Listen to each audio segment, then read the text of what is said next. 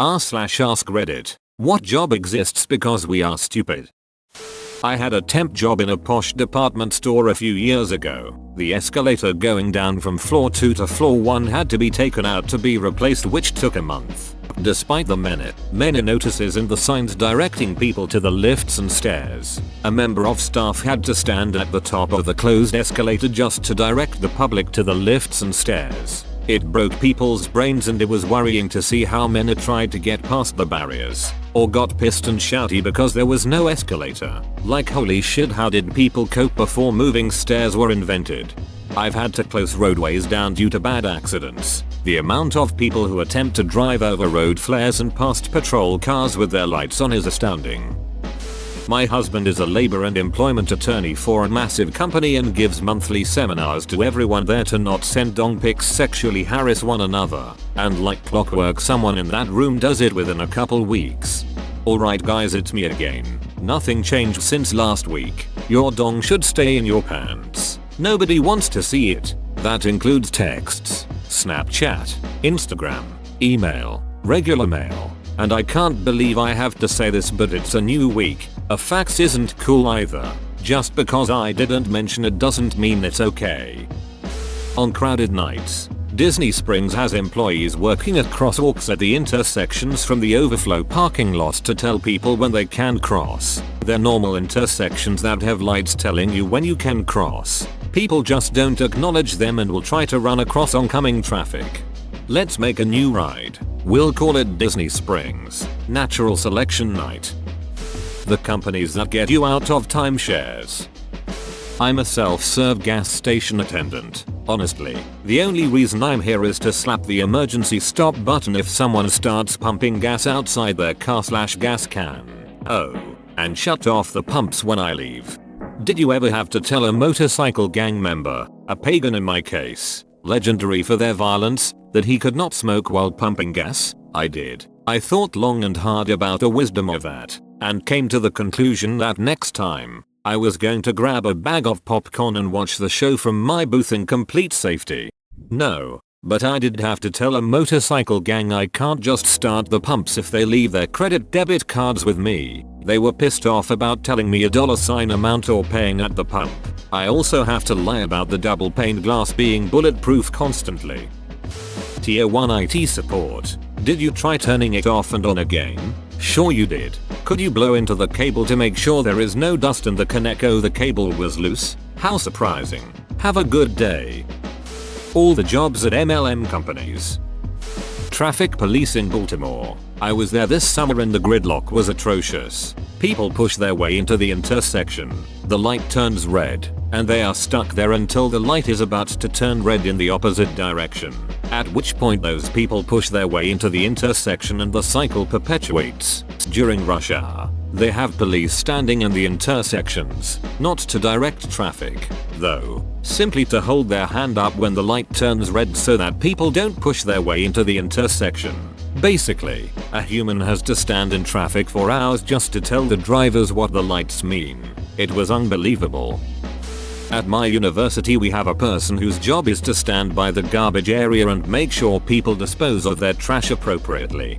My school had a massive issue with recycling getting contaminated. It got so bad at one point that the company refused to take their recycling for a few months. They decided to redesign all the bins to make it super clear what you can and can't recycle. And the recycling bins are always next to a trash can, so it's never more work to recycle. People still throw food and trash in the recycling bins and vice versa. Meth lab cleaners. It's pretty sad to see how much this industry is growing in Australia. Here in Arkansas too. This state is completely flooded with meth. Can you really clean up a place after it's been used as a meth lab? I thought that shit got into everything and you basically had to strip the room down to the studs and redo the drywall and floors.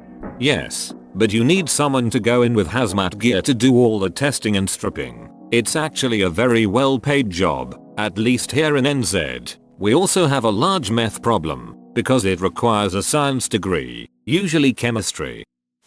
Safety manager here. A big portion of my job is saying stuff like please don't smoke near this flammable liquid or other things most of us take for granted that people already know.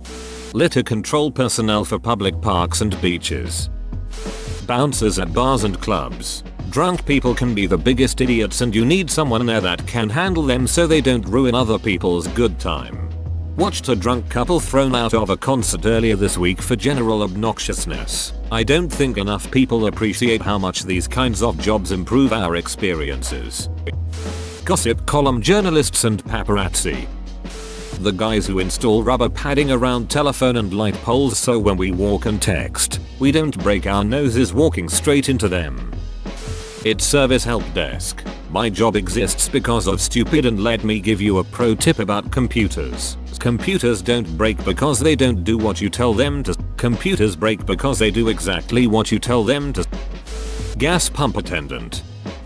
People commenting on this post seem to largely be confusing a-holes with stupid. There are a lot of jobs that deal with people being a-holes. That does not make them stupid, just an a-hole. Televangelists. I hope I'll live to see the day people stop giving money to conmen who buy McMansions and private jets and claim they deserve it because God loves them. My job. Financial advisor. Save money for retirement. At least 10% of what you earn. Gross. In an IRA or employer-sponsored plan. Put it in growth mutual funds or ETFs. And don't touch it until you're satisfied you have enough there to live on no more than 4-5% of the balance per year for the rest of your life.